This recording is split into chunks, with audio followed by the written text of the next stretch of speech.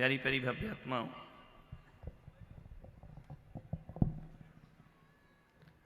जो आंख बंद करके प्यार करे वो प्रेमिका होती है।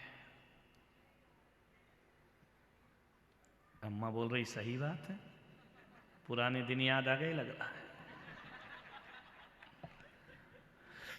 जो आंख बंद करके प्यार करे वो प्रेमिका होती है, जो आंख खोलकर प्यार करे वो सच्चा दोस्त होता है। जो आंख बंद हो जाए फिर भी दुआएं देती रहे वो माँ होती है।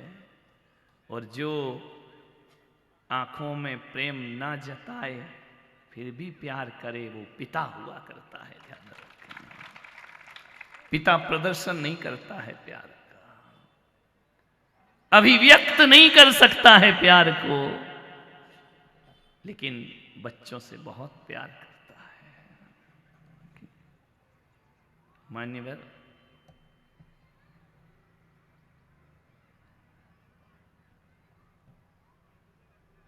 पिता भी माना कि मां पालन करती है, पोषण करती है, लेकिन उस पालन पोषण की व्यवस्था यदि कोई करता है तो एक पिता किया करता है। ध्यान रखना, अपने लिए हल्के कपड़े पहनता है, औलाद को महंगे पहनाता है।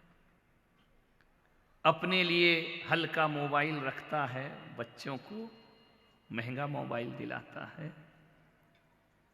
जो अरमान पिता पूरे खुद के नहीं कर पाता वो अरमान औलाद के पूरे कराता है। ध्यान रखिए, पिता भी कम नहीं है हमारी जिंदगी में,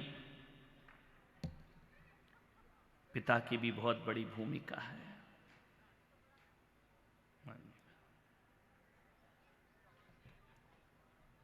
एक निवेदन है, माता पिता की शक्ति को बर्दाश्त करो। माता पिता की जो शक्ति को बर्दाश्त कर लेता है वो औलाद काबिल औलाद हो जाया करती है। एक बेटी मेरे पास आई, बोली महाराज मेरे मम्मी पापा अच्छे नहीं हैं। उनका क्यों बेटा? बोले एक सा व्यवहार नहीं रखते हैं, बेटे को ज्यादा चाहते हैं, मुझे कम चाहते हैं। मेरा एक भाई है, वह रात को 10 बजे भी लौटे तो कुछ नहीं बोलते हैं, और मैं जी स्कूल कॉलेज से 10 मिनट भी लेट हो जाऊं तो 10 फोन किया करते हैं। मेरा भाई कैसे भी कपड़े पहने मेरे मम्मी पापा रोक टोक नहीं करते हैं, लेकिन मैं थोड़े भी पहन लूं तो मम्मी डांटती है, ऐसे कपड़े मत पहन, ऐसे वस्त्र मत पहन, ऐसा दोस्तों में मत घूम। मेरा भाई दोस्तों में घूमते रहता है और मैं सहेलियों में चली जाऊं तो मेरे मम्मी पापा को बर्दाश्त नहीं होता। महाराज ये लड़के लड़की में इतना भेद क्यों करते हैं? मैं थोड़ी सी भी गलती करूं तो मुझे डांट पड़ती है, मुझ पर बंदिश है, मुझ पर बहुत सारे कानून हैं, भाई के लिए कुछ नहीं है। महाराज मेरे माँ बाप अच्छे नहीं। बेटियों को शिकायत रहती है, जिनके घर में भाई बहन दोनों होंगे ना, तो लड़कियां अक्सर कहती भैया को कुछ नहीं बोलती हो, मुझे सब कुछ बोलती हो। मेरे मम्मी पापा अच्छे नहीं हैं। मैं बेटियों से निवेदन करता हूं कि माँ बाप यदि तुम पर बंदिश लगाते हैं ना, और जितने माँ बाप बंदिश लगाते हैं समझना उतने अच्छे तुम्हारे माँ बाप हैं। ध्यान रखिए, वो जो लड़कियों को खुली छूट दिया करते हैं वो माँ बाप होने के लायक नहीं हुआ करते हैं। मैं ये नहीं कहूँगा कि लड़कियों को छूट मत दो, लेकिन इतनी मत दो कि मर्यादा की दहली को लांघने का वह पुरुषार्थ करें। ध्यान रखिए, एक नर होता है और एक नारी होती है। नर शब्द देखा है, ना आगे मात्रा ना पीछे मात्रा, ना ऊपर मात्रा ना नीचे मात्रा। नर माने ऐसे ही खड़ा है बिना पत्तों का पेड़। और नारी शब्द को जानते हो? ना के बाजू में डंडा है या नहीं है? नारी कैसे लिखते हो? ना के बाजू में डंडा और रा के बाजू में डंडा और ऊपर जाके मात्रा घूम जाती है। इसका मतलब होता है, हे नारी, तेरे बाजू में डंडा है तो तेरे पास शक्ति भी है, तेरे पास ताकत भी है, तेरे पास बल भी है। और जब मात्रा री की ऊपर घूमती है, अपनी शक्ति का प्रदर्शन ऐसे मत करना, मर्यादा के घूंघट में रहना, तेरा जीवन सार्थक अपने आप हो जाएगा। मात्रा घूंघट बन जाती है, मर्यादा मत लांगो, मर्यादाओं का घूंघट निकाल के रहो। सबसे ज्यादा घूंघट कहां होता है? पूरे इंडिया में सबसे ज्यादा घूंघट राजस्थान में होता है, ध्यान रखना। अब नहीं होता, अब तो जमाना बदल गया, पहले इतना बड़ा होता था, दिखते ही नहीं थे कोई। सबसे ज्यादा घूंघट राजस्थान में होता है। मालूम है क्या है वो घूंघट? ध्यान रखना, सबसे ज्यादा घूंघट मेरी राजस्थान की नारी रहती है, तो सबसे ज्यादा छत्राणियां भी राजस्थान में पैदा हुआ करती हैं। ऐसी ऐसी छत्राणियां, ऐसी ऐसी पन्नाधाय, जो अपने बच्चे को बलिदान करती है घूंघट में रहकर, और महाराणा के बच्चे को बचाया करती है। ध्यान रखना, ऐसी छत्राणियां जौहर कर दिया करती हैं अपने चरित्र की रक्षा के लिए। रानी पद्मिनी हजारों रानियां अग्नि कुंड में अपने को समर्पित कर दिया करती हैं। ध्यान रखना, ये गौरव पूरे हिंदुस्तान में यदि किसी को मिला है तो केवल राजस्थान को यह गौरव प्राप्त हुआ करता है। ध्यान रखना, ये वो छत्राणियां हैं जिन्होंने कुर्बान कर दिए अपने सुहाग, जिन्होंने कुर्बान कर दिए, बलिदान कर दिए देश और राष्ट्र के लिए अपनी औलाद को, लेकिन मर्यादा का उल्लंघन कभी नहीं किया। ध्यान रखिए, मान्य निवेदन है, आग्रह है, मैं बेटियों से कहूंगा, निश्चित तुम्हारे घर में ऐसा होता होगा। बेटे और बेटी में तुमको फर्क लग रहा है ना? मेरी एक बात सुन लेना, ये शिकायत हमेशा समाप्त हो जाएगी। लड़के फटी जीन्स पहने तो भी चलेगा, फैशन तो देखो इनके, फटे चिटे चीथड़े पहन के आते। एक आया, उसके दोनों घुटने में फटा हुआ, इनका क्यों रे, गिर पड़ा क्या? बोली नहीं। मैंने कहा हमारे जमाने तो गिरते थे तो छिलता था। बोली नहीं, आजकल का फैशन है। अरे मैंने कहा काय का फैशन? फैशन तो देखो इनके, ये आते हैं ना चोरे मेरे पास, ऐसे बाल कटाते हैं, देख लिया ना फिल्मों में इस हीरो के ऐसे बाल, अब मेरे भी वैसे ही होना चाहिए। अब फिल्मों की जिंदगी अलग है भाई, वो पैसा कमा रहे हैं, तुमको पैसा नहीं, तुमको इज्जत कमाना है, अच्छे से रहो अपनी जिंदगी में, प्रतिष्ठा कमाना है तुमको अपने। ऐसे ऐसे बाल एक मैंने देखा यहीं डूंगरपुर में, केसरिया वालों को कब तक लपेटेंगे, जाने दो उनको। यहीं देखा, इधर बाल गायब, इधर बाल गायब, ये ऐसा। मैंने कहा यार ये क्या है? ऐसा लग रहा नेशनल हाईवे, आजू बाजू सर्विस रोड, बीच में फ्लाईओवर। ध्यान रखना, ये कार्टून बनते हैं अपनी जिंदगी में, इसमें सुंदरता दिखाते हो। मान्यवर, विचार करिए, महिलाएं भी कोई कम थोड़ी है। महिलाओं को कहा गया है कि बाल बढ़ाओ, नाखून कटाओ। क्या करती हैं ये? बोले बोलो बोलो, नाखून बढ़ाओ, बाल, यानी उल्टा ही करना है सब तुमको अपने जीवन में। हमारे यहां बड़े बड़े केस हुआ करते थे, केस संकल्प के प्रतीक हुआ करते हैं। द्रौपदी ने कहा जब तक इस अपमान का बदला नहीं लूंगी मैं अपने केसों को बांधूंगी। तुमने तो केस ही कटा ली, अब क्या खाक बांधोगी? ध्यान रखना, केस बढ़ाओ। लंबे बाल यदि कमर तक आते हैं ना, सौभाग्य के प्रतीक हुआ करते हैं। यदि बाल नहीं होंगे तो सौभाग्य की मांग कहां भरोगे? ध्यान रखिए, अब तो मांग भी चली गई और आदमी भी कह रहा है मांग भरने की ये सजा पा रहा हूं, मांग भरने की ये सजा पा रहा हूं, अपने ही घर में मांग मांग के खा रहा हूं। विचार करिए और भरो मांग बेटा, मांग मांग के खाओगे जिंदगी भर। उसके बाद भी वो ऋषभ बना, वो कह रहा है एक और चाहिए। है कलाकार थे। अभी कह गया मेरे कान में, आपने वचन दिया था कि बन गया तो एक रानी और। बेटा 4 दिन मेरे साथ रह, तेरी वाली को 96,000 नहीं बना दिया तो नाम बदल देना। 96,000 का रोल अदा करेगी। मान्य सोचना है। बेटियों से कहूंगा पाबंदी लग रही है, बंदिशें लगाई जा रही हैं, समझना तुम्हारे माँ बाप बड़े सौभाग्य से तुमको मिले हैं। तुम्हें मालूम है बाजार से सब्जी आती, सब्जियां लाते हो बाजार से, सब्जी लाते हो कहां रखते हो? डोलची में, एक टोकरी में आके फैला देते हो, पड़ी रहती है। हीरा कहाँ रखते हो? हीरा खरीद के लाओ तो बोलो, एक डिब्बी में, फिर उसके अंदर डिब्बी, डिब्बे के अंदर डिब्बा है, फिर उसको लाल कपड़े में, फिर उसको तिजोरी में, तिजोरी में भी अंडर लॉक अलग है। ध्यान रखना, इतना संभाल के रखते हो ना कि सब्जियों की तरह फेंक देते हो हीरा लाके। बोलिए, हीरा संभालते हो, आलू प्याज सब्जी संभालते हो? हीरा।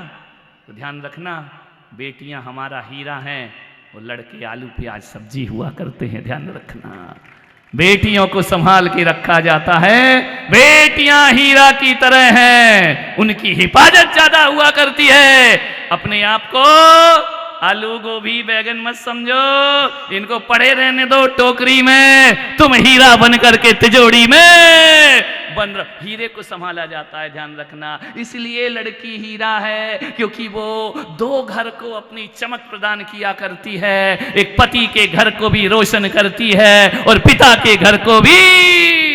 और ये तो बाप से भी लाते खाते हैं। कौन बोला बीबी से भी खा रहे हैं आजकल? तो ध्यान रखना, लड़कियों की कीमत ज्यादा है। कीमती हो तुम, मूल्यवान वस्तु हो तुम, आभूषण हो तुम, घर की इज्जत हो तुम, घर का स्वाभिमान हो तुम। ध्यान रखना, इसलिए माँ बाप बेटी पर ज्यादा पाबंदी लगाया करते हैं। ध्यान रखना मान्यवर, अपनी कीमत मत गिराओ। पिता की बातों को गौर से सुनो,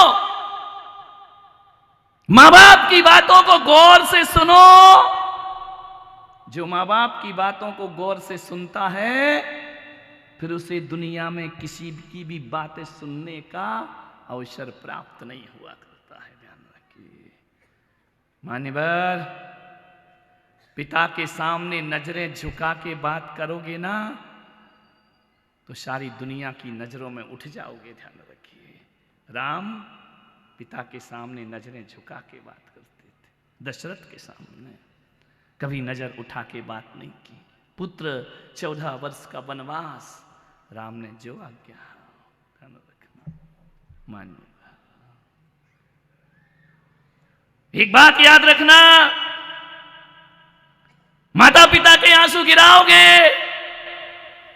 तो भगवान की नजरों में भी गिर जाओगे। ध्यान रखना, आंसू मत दो उनको। पिता थोड़ा गर्म मिजाज का होता है, मालूम है? सूरज भी गर्म होता है, नहीं होता? सूरज भी गर्म होता है ना, लेकिन यदि वो सूरज डूब जाए ना तो सारी दुनिया में अंधेरा हो जाया करता है। वो पिता भी सूरज की जगह भले गर्म हो, लेकिन हमारी जिंदगी से यदि पिता का साया उठ जाए तो हमारी जिंदगी अंधेरों में चली जाया करती है। ध्यान रखना, इसलिए आपसे निवेदन करता हूं, जितनी डॉक्टर के कहने पर कड़वी दवाई खाते हो ना, उतने माँ बाप की कड़वी बातें सुन लिया करो। डॉक्टर की कड़वी दवाई खा लो तो बीमारी दूर हो जाती है, और माँ बाप की कड़वी बातें सुन लो तो जीवन से बुराइयां हमेशा को दूर हो जाया करती हैं। ध्यान रखिए, कड़वी बातों को सुनो माँ बाप की, वो तुम्हारे हितैषी हैं, तुम्हारा अच्छा चाहते हैं। मान्यवर,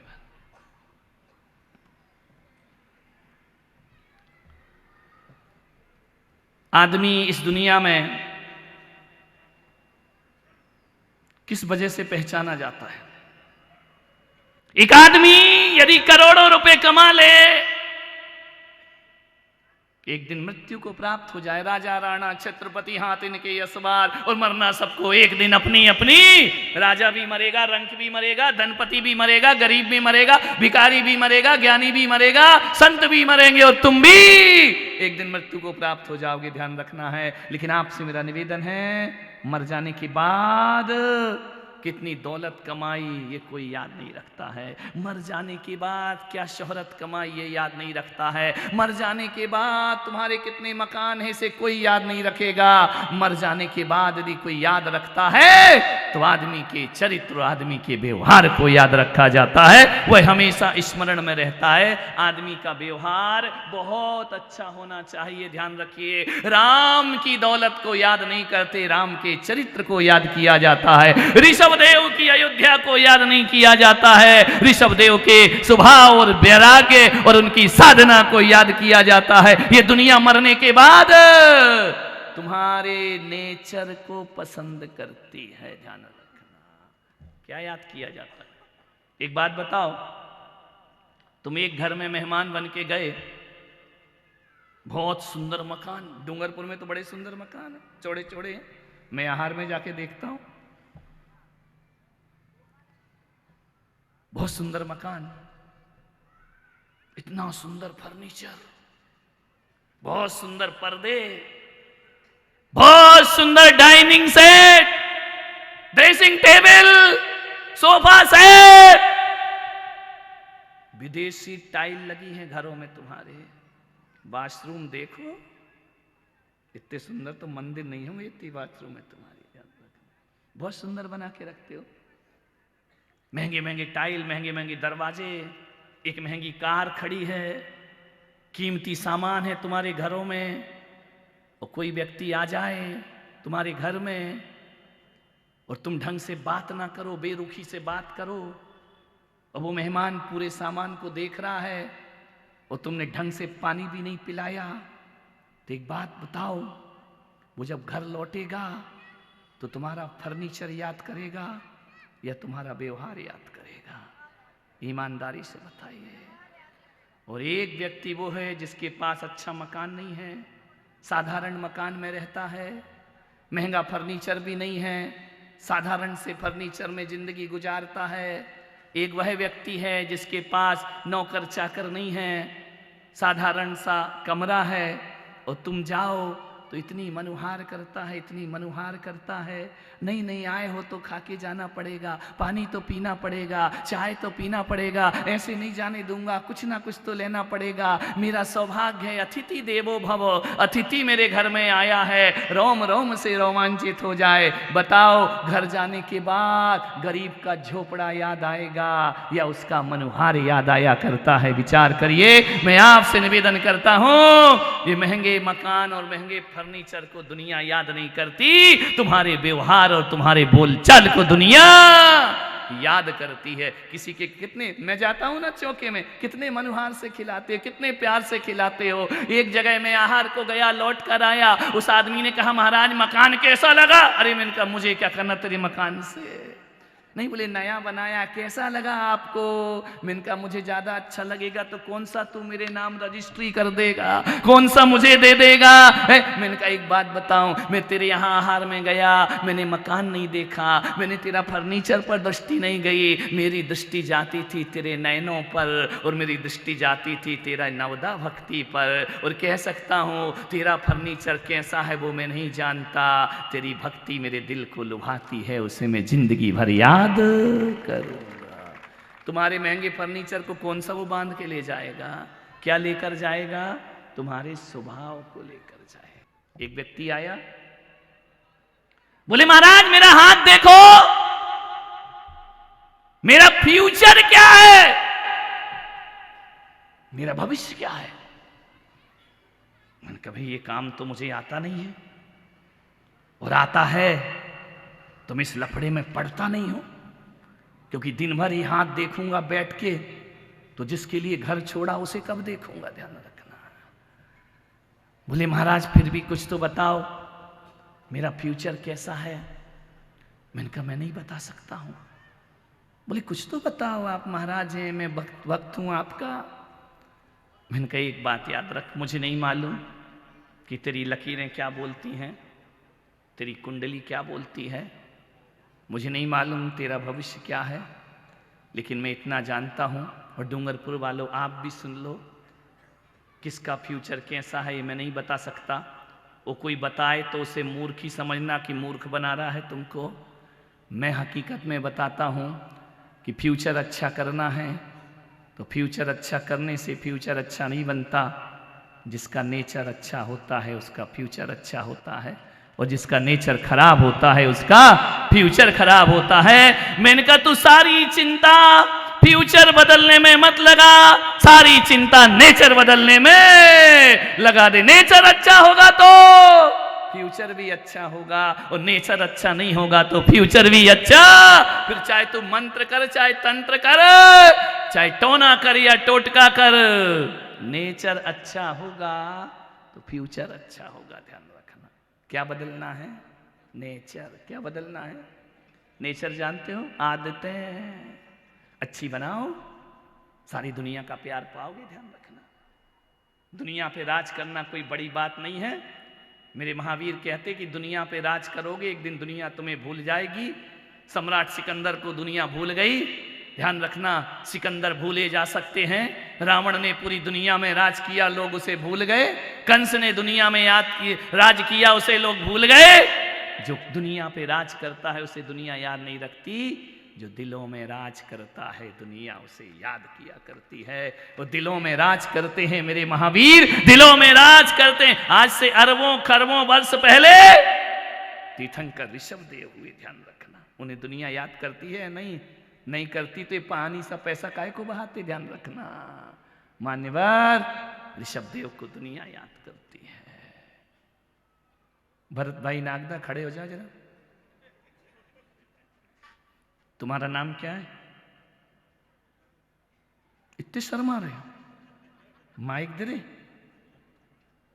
क्या नाम तुम्हारा? भरत नागदा। तुम्हारे पिताजी का नाम क्या था? प्यारचंद जी। प्यार में भी ऐसी औलाद हो जाती है। प्यारचंद जी का क्या नाम, उनके पिताजी का क्या नाम था? दीपचंद जी।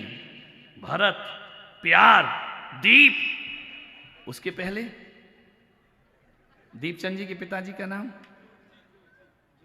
ज्योति, जोर जी। उनके पिताजी का नाम, थोड़ा और जोर लगाओ, अमरचंद जी के पिताजी का नाम।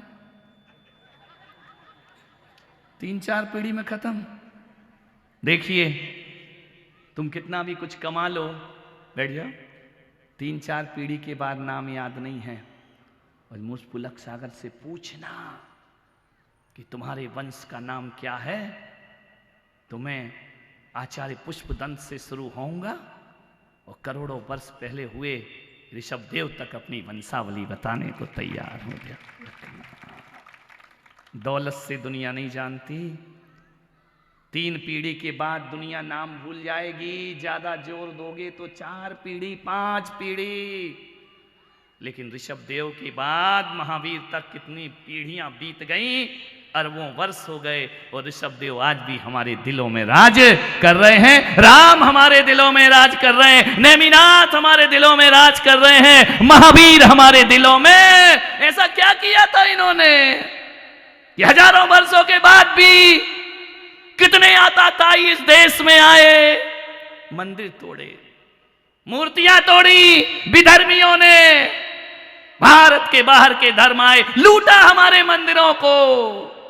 मालूम है क्या मनसा थी उनकी? चल रहा है ना देश में, संभल में क्या चल रहा है, जहां देखो वहां मंदिरों की छाती पर दूसरे ढांचे खड़े कर दिए गए। मान्यवर, इन विधर्मियों का काम क्या था? इस देश से मूर्ति पूजा बंद हो जाना चाहिए, इस देश से मंदिर बंद होना जाना चाहिए। औरंगजेब आया, बाबर आया, उसने हमारी मूर्तियां तोड़ी, हमारे मंदिर तोड़े। लेकिन मैं पुलक सागर कहता हूं कि औरंगजेब मंदिर तोड़ सकता है, लेकिन हमारी आस्थाओं को नहीं तोड़ सकता है। ध्यान रखना, हमारे विश्वास को, हमारी श्रद्धा को नहीं तोड़ सकता है। और उसका परिणाम यह हुआ कि बाबर एक मंदिर तोड़ता था और हमारी आस्थाएं 10 मंदिर खड़े कर लिया करती थी, ध्यान रखना है। ये लुटेरे आए विदेश के, हमारे मंदिरों से भगवान के खजाने लूट करके ले गए। राम मंदिर बनाना अभी अयोध्या में, मालूम है उनका जो तिलक है ना 400 करोड़ का है, हीरे का तिलक। उनके जो आभूषण है ना, एक व्यक्ति देता है 500 करोड़ के आभूषण श्री राम ने पहने हैं।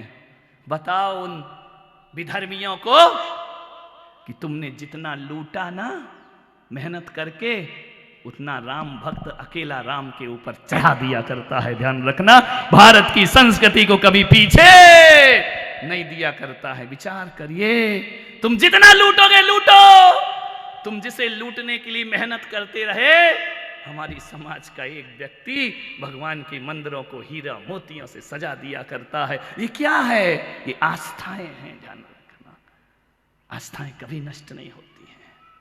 कितने लोग हमारी हस्तियों को मिटाने के लिए आए, खुद मिट गए, लेकिन भारत आज भी भारत बन करके खड़ा हुआ है। ध्यान रखना है मान्यवर, कुछ याद नहीं किया जाता, व्यवहार याद किया जाता है। एक आपसे निवेदन करूंगा, जो लोग बहुत सुंदर हैं, डूंगरपुर में तो मुझे सभी सुंदर दिखाई देते हैं, कितने खुश हो रहे हो, क्या बात, मजा आ गया महाराज। ऐसे महाराज पहली बार आए हैं। सभी सुंदर, बच्चे भी सुंदर हैं, बड़े भी सुंदर हैं, बूढ़ों का तो क्या कहना अध्यक्ष जी, पगड़ी में और सुंदर लग रहे हो। इनके घर आहार में गया तो मैंने गिलास कम देखा, इन्हें ज्यादा देखा। मैंने कहा जिसकी प्रतिमा इतनी सुंदर वो कितना सुंदर होगा।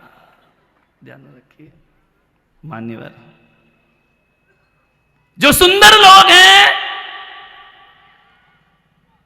वो दिन में 5 बार आईना देखा करो। कितनी बार? दर्पण देखा करो। कितनी बार बोलो? 5 बार। कहोगे यार और महाराज माता जी तो कह रहे थे दर्पण मत देखो, और ये कह रहे हैं दर्पण देखो। देखो, तुम कौन सा मान जाओगे? नहीं होगा तो तुम इतने अपने आप को समझते हो कि दूसरों के कार के आईने में भी अपना चेहरा देख लेते हो। विचार करिए, 5 बार आईना देखो। जो सुंदर लोग हैं उन्हें 5 बार दर्पण देखना चाहिए, और जो बदसूरत हैं, जो सुंदर नहीं हैं, उन्हें दिन में 20 बार आईना देखना चाहिए। आईना जरूर देखो। एक आईना तो है जो सच बोला करता है, ध्यान रखना। दुनिया थोड़ी सच बोलती। दर्पण तुम टूट कर भी झूठ नहीं बोलते, और हम टूटने के डर से मुंह नहीं खोलते। ध्यान रखना, दर्पण देखो, 20 बार दर्पण देखो। क्यों देखो? दर्पण में चेहरा नहीं, चरित्र देखा करो। ध्यान रखो। तुम दर्पण में क्या देखती हो? जितना पागल आदमी आईने के सामने होता है, कभी देखना छिपके कोई आईना देख रहा हो ना, ऐसा मुंह बनाएगा, ऐसा मुंह बनाएगा, ऐसी आंखें करेगा, वैसी आंखें करेगा, नाक टेढ़ी करेगा, फिर जीभ निकालेगा, फिर ओंठ घुमाएगा, हेयर स्टाइल बदलेगा। ऐसा पागल लगता कि पागल हो गया कि आदमी। ध्यान रखना, अंदाज आईने में अपने देखता है वो, और ये भी देखता है कोई देखता ना हो। ध्यान रखना मान्यवर। वकील साहब, ये शायर मिर्जा गालिब डूंगरपुर के, रात को हमारी भैयावृत्ति में हमारे दिल बहलाते हैं, लेकिन मैं कह सकता हूं कि वकील साहब ने एक संकल्प लिया है मेरे प्रवचन सुन के कि मैं पूरी कोशिश करूंगा कभी जिंदगी में गुस्सा नहीं करूं। ध्यान रखना, ये मैंने आपके प्रवचन से सीखा है। ध्यान रखना, बस 1-2 का ही जीवन बदल जाए तो जिंदगी सार्थक हो जाती है, हमारा बोलना सफल हो जाता है। तुम सोचते हो कि गरारे करने से गला सही होता है, तुम सुधर जाओ, मेरा गला अपने आप सही हो जाएगा। ध्यान रखना मान्यवर। 5 बार मुंह देखो जो सुंदर हैं। इसलिए देखो कि जब दर्पण देखो तो सोचना कि मैं जितना सुंदर हूं उतना सुंदर मेरा व्यवहार है या नहीं है। ध्यान रखना, चेहरा सुंदर होने से कुछ नहीं होता है। क्या सुंदर होना चाहिए? जितना सुंदर मैं हूं उतना सुंदर मेरा व्यवहार होना चाहिए। और यदि नहीं है तो इस सुंदरता को कोई पूछने वाला नहीं है मेरे भाई। व्यवहार सुंदर हो गया तो मेरा चेहरा सत्यम शिवम सुंदरम जैसा हो जाएगा। और जो बदसूरत लोग हैं वो इसलिए 20 बार देखें कि बेटा तेरे चेहरे से तो कोई आकर्षित होगा नहीं, ध्यान रखना। तेरी बदसूरती ऐसी है, तुझ पर कोई प्रभावित नहीं होगा, तुझे कोई अच्छा नहीं मानेगा, लेकिन तू अपना चरित्र इतना अच्छा बना ले कि लोग चेहरा भूल जाएं और चरित्र के प्रेम में बंधे चले आए। ध्यान रखना है, अपना व्यवहार इतना अच्छा बना ले। तुझे ज्यादा मेहनत करना है क्योंकि ईश्वर ने सुंदर बनाया नहीं है। अब चेहरा तो बदला नहीं जा सकता है, बदल सकते हो क्या? बदल मत लेना, आते व्यवहार बदल लेना। लता मंगेशकर कोई बहुत खूबसूरत नहीं थी, लेकिन उसकी आवाज देश की आवाज बन जाया करती है। मान्यवर, सोचना है आपको। इनके सत्कर्म, गांधी जी कोई बहुत सुंदर व्यक्ति नहीं थे, लेकिन उनका व्यक्तित्व, ध्यान रखना, चेहरे की सुंदरता से कुछ नहीं होता, भीतर की सुंदरता व्यवहार की होना चाहिए। हमारी भाषा की सुंदरता होना चाहिए। चेहरा बदलना मुश्किल है, भाषा बदली जा सकती है, व्यवहार बदला जा सकता है, जो बदल सकते हैं।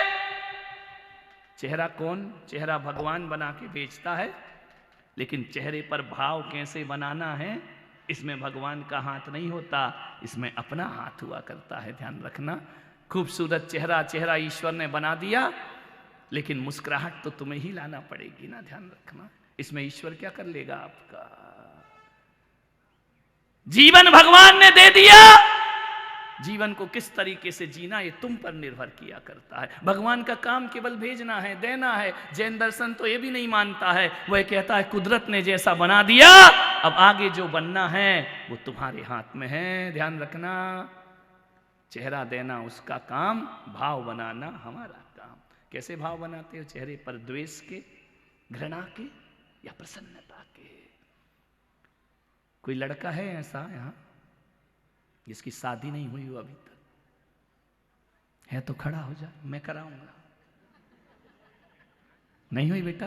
क्या नाम तुम्हारा? घबराओ नहीं, ताली बजाओ, हिम्मत दिखाई उसने। बाकी तो कई हैं जो हिम्मत ही नहीं कर पा रहे कहने की। तुम्हारी शादी नहीं हुई बेटा? कितने साल के हो? हुई नहीं या कर नहीं रहे हो? तुम्हारी शादी मैं करा दूं? पक्का बोलो। नहीं, तुम काहे को हाथ डाल रहे? हाँ बोल रहे। अरे तुम्हारा है, तुमने तुम्हारी हो गई तो उसकी तो और हो ही जाएगी। वो सोच रहा जब मेरे पापा की हो गई तो मैं तो उनसे अच्छा हूं। बेटा एक बात पूछूं? एक बहुत सुंदर लड़की है, बहुत खूबसूरत है, गोरी है, पैसे वाली है, पढ़ी लिखी है, शहर की है, उससे शादी कर लोगे? तुमसे छोटी भी है 2 साल, पैसा धेला खूब देगी, सुंदर है, लेकिन बोलती बहुत बुरा है। इतना रफ बोलती है। और एक लड़की मेरे पास है जो सांवली है, ज़्यादा सुंदर नहीं है, पैसा ज़्यादा नहीं है, लेकिन बोलती है तो ऐसा जैसे फूल झरते हों। पैसा कुछ नहीं लाएगी, किससे शादी करोगे? काली चलेगी? सांवली चलेगी? ताली बजाओ उस लड़के के लिए। बैठ जा बेटा, धन्यवाद, तेरी शादी हो जाएगी। मान्यवर, सोचिए, ये तुम किस गलत फहमी में जीते हो कि लड़के गोरी चमड़ी के पीछे भागते हैं? टूट गया ना भ्रम। किस गलत फहमी में जी रहे हो कि लड़के फैशन से अट्रैक्ट होते हैं? किस गलत फहमी में जी रहे हो कि लिपस्टिक लगाने से लड़के तुम पर आकर्षित होते हैं? ये देह की सुंदरता पे आकर्षित नहीं होते, ये रूपों पर आकर्षित नहीं होते। भरी सभा में युवा कह रहा है हल्का रंग चलेगा, लेकिन व्यवहार अच्छा होना चाहिए जिंदगी में। ध्यान रखिए, अच्छा व्यवहार होना चाहिए। काय को माँ बाप का पैसा ही पोतने में लगा रही हो, बर्बाद कर रही हो? काय को ब्यूटी पार्लर में सत्यानाश कर रही हो पैसों का? ये तो कह रहा है ना कि सांवली होगी कैसी चाहिए? जो मेरे पिता को अपना पिता समझे, जो मेरी माँ को अपनी माँ समझे, जो मेरे घर में बंटवारा नहीं करे, मेरे नरक जैसे घर को भी जो स्वर्ग में बदल दे, ऐसी लड़की से मैं शादी करना चाहता हूं। ध्यान रखना मान्यवर, ये भ्रम निकाल दो दिमाग से। कोई लड़के तुम्हारे पीछे नहीं पड़ते हैं। मैं सुंदर दिखूं, स्मार्ट दिखूं, बाल कटा लूं, नाखून बढ़ा लूं, कौन पीछे पड़ेगा तुम्हारे? ध्यान। और बोलना तुम्हारा ढंग का ना हो। बोलिए, मैं पुलक सागर कहता हूं कि लिपस्टिक से ओंठ सुंदर नहीं होते। ओंठ कितने भी काले हों, कितने भी मोटे हों, बोलती मीठा होगी ना, उसके ओंठ दुनिया में सबसे ज्यादा सुंदर हुआ करते हैं। ध्यान रखना, वाणी से ओंठ सुंदर होते हैं, चरित्र से जीवन सुंदर होता है।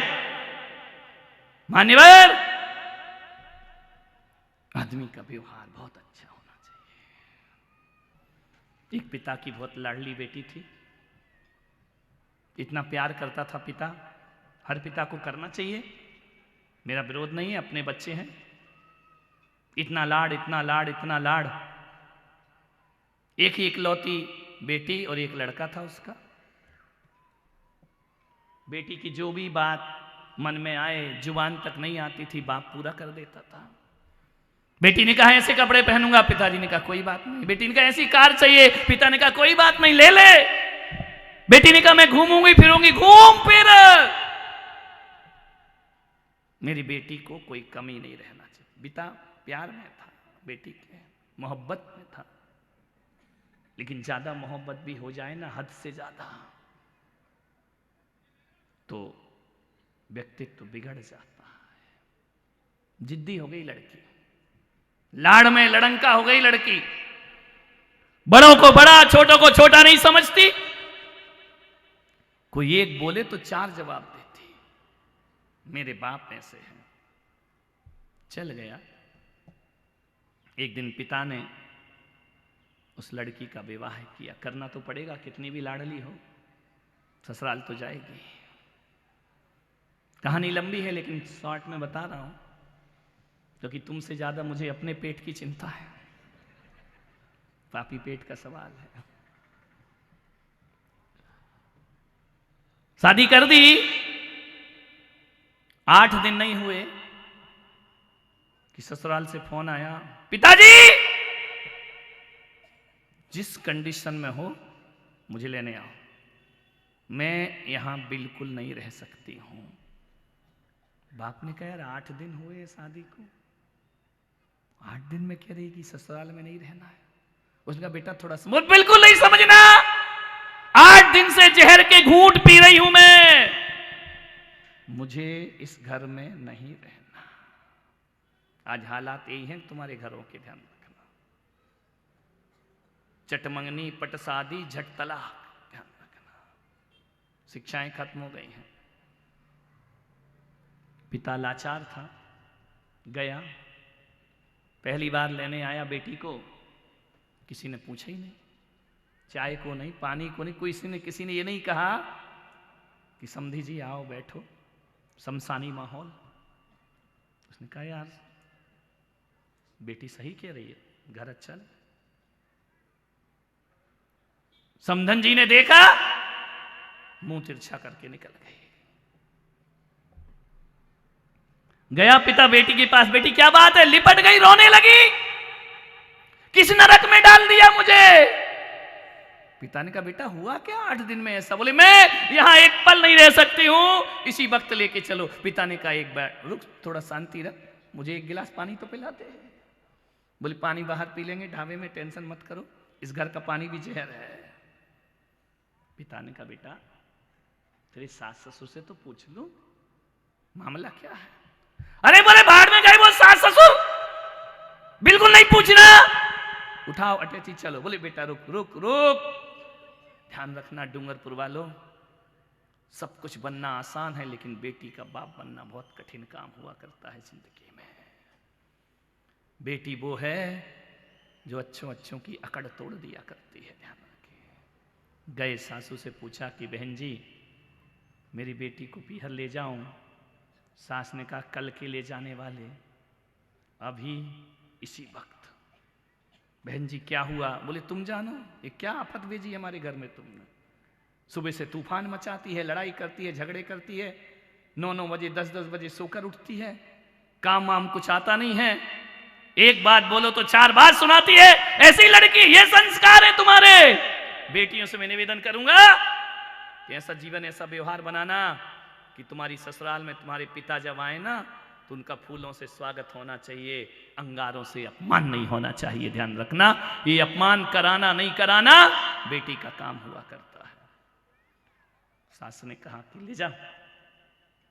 बोले अम्मा जी बहन जी कब वापिस भेज? कभी नहीं, इसको ले जाओ, हम गंगा नहा लेंगे। आफत उठाओ तो तुम यहां से, और जो भी होगा हो जाएगा, इसको यहां से ले जाओ। पिता ने कहा यार कैसा व्यवहार इस घर का। ले गया बेटी को, रास्ते में पूछा बेटी, थोड़ी जब वो शांत हो गई कि बेटी बता तो तेरी ससुराल कैसी है? बोले नरक। ससुराल नरक? तेरे ससुर कैसे हैं? राक्षस। वाह। तेरी सास कैसी है? डायन नंबर 1 की। तेरी ननद कैसी? चुगलखोर, दिन भर चुगली करती रहती है, यहां की वहां, वहां की वहां। तो बोले बेटा एक बात बता, तेरा देवर कैसा है? बोले आवारा। अरे सभी खराब। बोले बेटा तेरे जेठ कैसे हैं? बोले धूर्त मक्कार। तो बोले तेरे पति कैसे हैं? बोले यमराज। साक्षात यमराज से शादी की है तुमने मेरी, कुएं में ढकेल देना था मुझे। बोले बेटा अच्छा एक बात बता, तेरे ये पड़ोसी कैसे हैं डूंगरपुर वाले? बोले नंबर 1 के बर्बाद लोग, एक भी ढंग के नहीं। LLB वकील साहब, LLB यानी नहीं, मैं ऐसे आप शब्द नहीं बोलता हूं, तुम खुद समझ गए हो, ध्यान रखना। मैं अपनी जुबान पे हल्के शब्द क्यों बोलूं? पिता ने कहा यार घर का एक व्यक्ति खराब होगा, 2 खराब होंगे, चलो घर खराब होगा, ये तो कह रही पूरा मोहल्ला ही खराब है। पिता समझदार था, लड़की के बाप को बहुत समझदार होना चाहिए। पिता का, लड़की का पिता वही होता है जो बेटियों के घर उजाड़ता नहीं, उन्हें बसाने का प्रयास करता है, जोड़ने का प्रयास करता है, तोड़ने का प्रयास नहीं करता है। अपने बेटी के हरे भरे बगीचे को उजाड़ो मत, गलत शिक्षाएं दे करके। घर पहुंचा, 1 दिन हो गया, 2 दिन हो गया, बेटी बोली पापा मैं कभी नहीं जाऊंगी। बोले मत जा बेटा, तू मेरी प्राण से प्यारी है। माँ ने कहा मत जा, आज से यहीं रहेंगे, तलाक दे दे, दूसरा ढूंढेंगे। सेकंड वाले भी मिलते हैं आजकल, नहीं आजकल तो फर्स्ट वाले ही सेकंड में बिक रहे हैं, क्या करें, माहौल बिगड़ गया है। बोली टेंशन मत कर, 1 दिन हुआ, 2 दिन हुआ, महीने भर हुए, 2 महीने हुए, अब तो पड़ोसियों को महावीर मंदिर जाए तो लोग पूछे क्यों ससुराल में लेने नहीं आए क्या? अरे उसने कहा धत्तेरे की, बाप मेरा रख रहा है, माँ मेरी रख रही है, पड़ोसी परेशान हुए जा रहे। बोले छोड़ो महावीर मंदिर, अब प्रगति नगर के मंदिर जाएंगे। पारसनाथ के दर्शन करने गई, वहां भी 2-4 देवियां बैठी थी। क्यों 2 महीने हो गए ससुराल नहीं जाना? अरे उसने कहा कहां जाऊं मैं, शादी में जाऊं तो लोग पूछें, सहेलियां मिले जीजा जी क्यों नहीं आते? अरे उसने कहा इन्हें तो जीना हराम कर दिया मेरा। ध्यान रखना, पीहर पीहर ज्यादा मत करना, 6 महीने रह के देखना। शादी के पहले रहना अलग बात है और शादी के बाद रहना अलग बात है। भाभियों के स्वभाव बदल जाते हैं, घर के स्वभाव बदल जाते हैं। ध्यान रखना, नारी की शोभा पीहर में नहीं, नारी की शोभा तो ससुराल में ही हुआ करती है। वह लक्ष्मी कहलाएगा। बेटी को लक्ष्मी थोड़ी कहा जाता है। लक्ष्मी कौन होती है? बहू लक्ष्मी होती है। रक्षाबंधन पीहर का अच्छा लगता है और दिवाली ससुराल की अच्छी लगा करती है। ध्यान रखना, वह लक्ष्मी है, वह दिवाली पर अपने ससुराल में रहती है। परेशान हो गई वो, एक दिन उदास बैठी थी। पिता ने कहा बेटी दुखी क्यों है? बोले क्या बताऊं पिताजी, ना यहां चैन। बोले बेटा क्या दिक्कत है? बोले भाभी कहती है चाय बना। तू ससुराल थोड़ी जाएगी, अब काम कर यहां भी। भाभी का स्वभाव बदल गया, भैया का स्वभाव बदल गया। मां कहती है पड़ी रहती है, थोड़ा जल्दी उठा कर। पापा मैं तो परेशान हो गई, ऐसा लगता है कि इस बिल्डिंग से कूद के मर जाना चाहिए। बाप ने कहा बेटा चिंता मत कर, अपने डूंगरपुर में एक महाराज आए हैं। बोले अच्छा क्या करेंगे महाराज? बोले मैं उनसे जाके पूछ के आता हूं, तेरी समस्या का हल हो जाए। अरे बोले बाबा बैरागी, इनके ना आगे कोई ना पीछे कोई, ये क्या जाने क्या घर बसाएंगे। बोले अरे बड़ा मेला लग रहा है, चल तो। बाप आया, बोले तुम जाओ पिताजी मैं नहीं जाती। बाप आए, घर गए तो बोले बेटा तू ससुराल में राज करेगी, महाराज ने एक मंत्र दिया है लिख के मुझे। मंत्र दिया? बोले हाँ। कौन सा मंत्र? बोले नहीं मैं जपूंगा, तू साधना करेगी। क्या करोगे पिताजी? बोले बेटा यदि पूरी ससुराल तेरी मुट्ठी में आ जाए तो तू जाएगी। अरे बोले यही तो चाहती हूं, ससुराल में चाहिए क्या कि सब मेरे आगे पीछे भाभी भाभी भाभी बहू बहू बहू, मेरा राज होना चाहिए, हुकूमत होना चाहिए, और मम्मी की कमर की चाबी मेरी कमर में आ जाना चाहिए। बस फिर तो ससुराल मजेदार है, कोई रोक टोक ना हो। बहू घूमने जाए तो ससुर पूछे ना, बहू पूछे ना कहाँ जा रही, कितने भी बजे आऊं कितने भी बजे जाऊं। बेटियां यही तो चाहती, कोई हमसे पूछने वाला नहीं होना चाहिए। बोले बेटा ऐसा हो जाएगा। महाराज ने कहा है 1 महीने तू साधना कर ले, बस 1 महीने। क्या करना है? बोले मैं यहां बैठ के मंत्र जपूंगा और तू ससुराल में बैठ के अपनी तपस्या करना। जाएगी? उसने सोचा यार यहां कौन सा चैन है पीहर में, चलो चलते हैं, चलो छोड़े आओ पिताजी। लेकिन एक बात याद रखना पिताजी, 1 महीने के बाद 1 दिन भी ज्यादा हो गया तो तूफान खड़ा कर दूंगी मैं। बोले तुझे जो करना है करना। साधना क्या करना है मुझे? बोले बेटा घर में कोई भी कुछ बोले, छोटा या बड़ा, जवाब नहीं देना, चुप रहना और गुस्सा नहीं करना। बोले ठीक है। चली गई। सास ने देखा आ गई। हमने कहा था ना समधी जी इसको मत भेजना। बोली अम्मा जी थोड़ा समय तो दो, बच्ची है, बदल गई है। ये क्या बदलेगी? कोयला हो इतना उजरा, सोमन साबुन खाए, ये क्या सुधरेगी? जिंदगी में नहीं सुधर सकती है। क्या हुआ? दूसरे दिन बहू उठी 6 बजे, किचन में पहुंच गई। सास ने कहा देख बेटा अपनी लड़की से, ये किचन में बर्तन की आवाज आ रही, कोई बिल्ली इल्ली घुसी है क्या? लड़की ने देखा, ओ अम्मा जी बिल्ली नहीं है। बोले क्यों? बोले घर की है। तो बोले 8 बजे उठने वाली, 9 बजे 6 बजे क्या कर रही है? खटर पटर शुरू हुआ। चाय बनाई, जाके सास को कहा कि मम्मी जी चाय पी लो। सास ने ऊपर से नीचे तक देखा कि मामला क्या है, ये तो 10 बजे उठती थी सो के। आ रही थी, एक गिलास गिर गया, फूट गया। ससुर ने कहा अंधी है, दिखता नहीं है, ढंग से नहीं चलती है क्या, यही सीखा है तूने? गुस्सा तो इतना आया उसे कि गिलास फेंक के मार दूं इसको, लेकिन साधना कर रही थी। बोले बुढ़े 1 महीने की बात है, फिर इसका जवाब दूंगी मैं तुझे। 1 महीने, बस 1 महीने। उसके बाद एक गिलास जमीन पे नहीं इधर गिरेगा तेरे टकले में।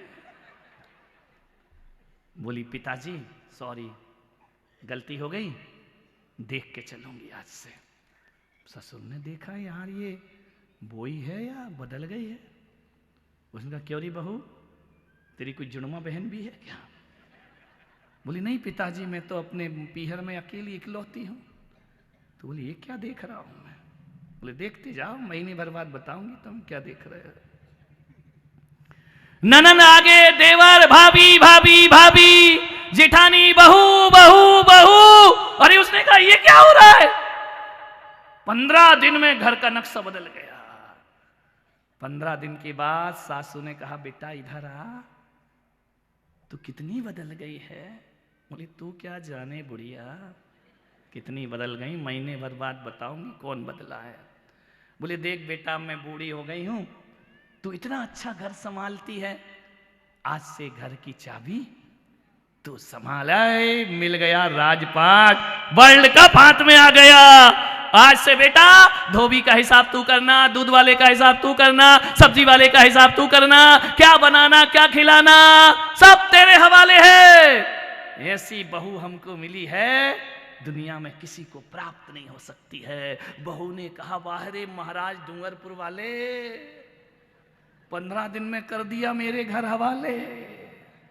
पूरा घर बदल गया, सोच बदल गई। ससुर जी बाजार जाते, गुलाब जामुन बर्फी मीठा लेकर आते। डूंगरपुर के ससुरों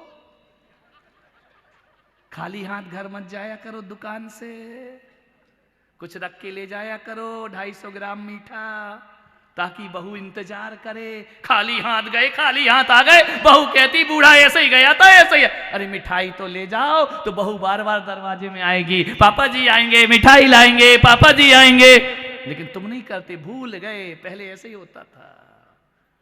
सासुओं से भी निवेदन है, घूमने जाओ, शिखर जी जाओ, गिरनार जी जाओ, पीहर जाओ, कहीं भी जाओ, दुनिया का सामान लेकर आती हो, तुमको शॉपिंग करने की बहुत आदत है। आपसे निवेदन है जब लौटो तो बहू के लिए कुछ ना कुछ लेकर जरूर आना। तुम तो ऐसी चली आती है चौधरन बन करके।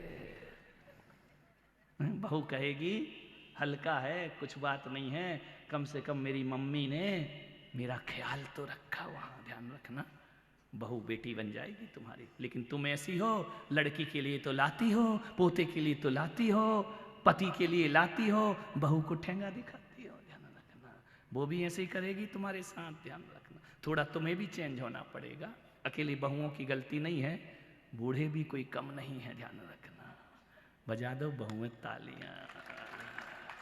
हमारे ऊपर बोल रहा है, इनको कौन बोलेगा? एक तरफ से ताली बजती है क्या? ध्यान रखना। घर बदल गया, रक्षाबंधन आया, महीने भर बाद भाई लेने आया कि बहन चल, तो क्या बोलती मालूम है? मम्मी से पूछ लो।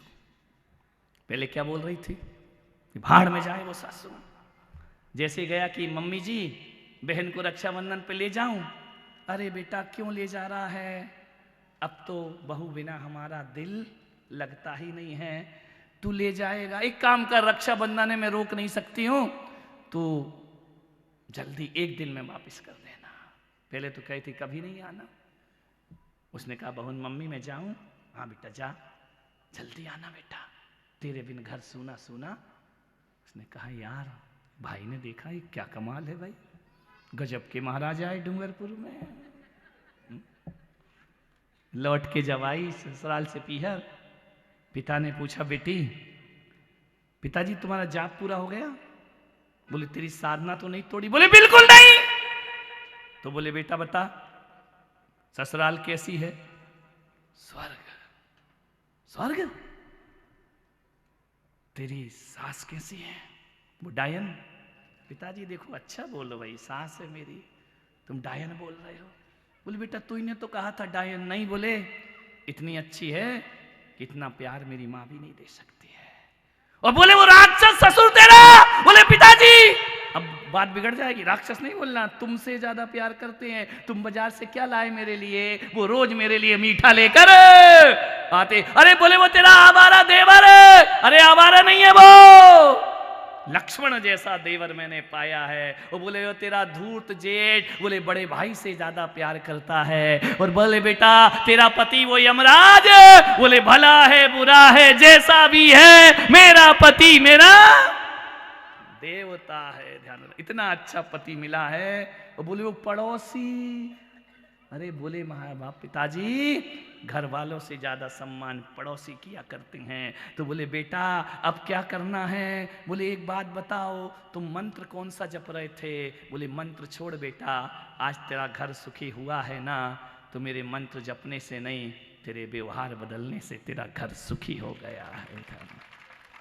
बाप ने बेटी को छाती से लगाया, शाबाश बेटा, आज तूने मेरी तपस्या सार्थक कर दी, आज तूने मुझे एक अच्छी बेटी के बाप बनने का सौभाग्य प्रदान कर दिया। ध्यान रखना मान्यवर, बाप की आंखें भर आई, बेटी ऐसी ही रहे, मैं भी सुखी रहूंगा, और बेटी दुखी रहे तो बाप कैसे सुखी रह सकता है। डूंगरपुर वालों, मैं इतना सोचकर नहीं आया था जितना तुमने करके दिखा दिया है। पुलक वंश के युवाओं को पूरी समाज ने ताकत दी, अपना बड़कपन दिखाया, अपना संबल दिया, बच्चों को आगे बढ़ने का अवसर दिया। सकल जैन समाज को मैं बहुत बहुत आशीर्वाद प्रदान